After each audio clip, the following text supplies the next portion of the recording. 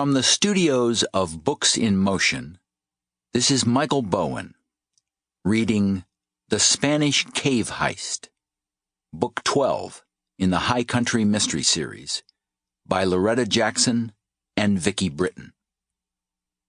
Now let's begin with The Spanish Cave Heist.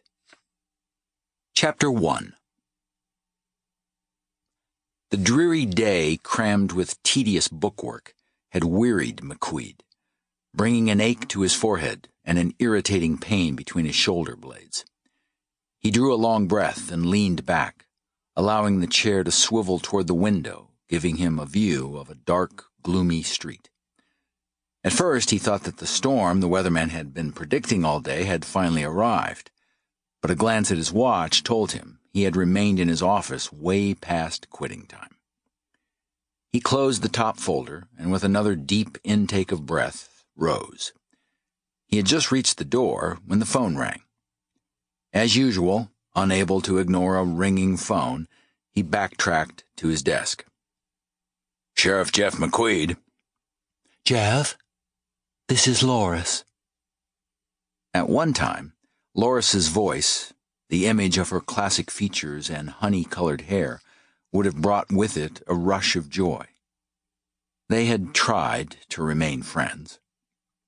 Even after she had left him at the altar and gone back to Washington, D.C., they had continued their communication. But in the last few months, Loris's phone calls had ceased altogether. He hesitated, his weariness mingling with a strange sense of some impending disaster.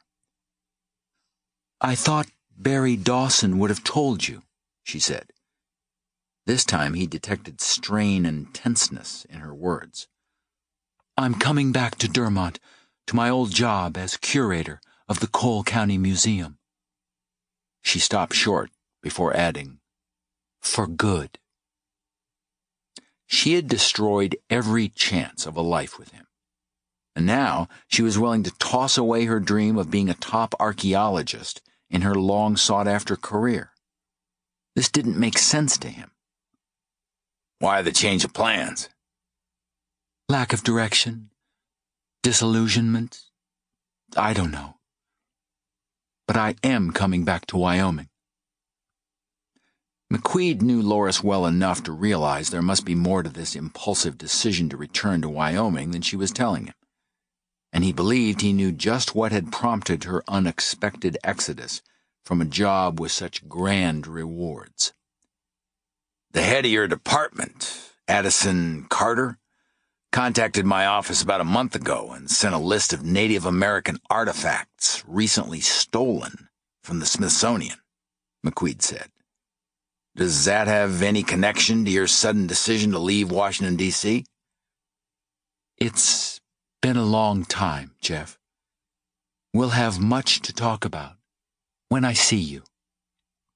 Yes, a very long, silent time. He did not respond, instead lapsed into thought. He sensed Loris had something important to tell him. Perhaps she had crucial information concerning the recent theft, or because of the scandal at Rapid River, had herself fallen under suspicion.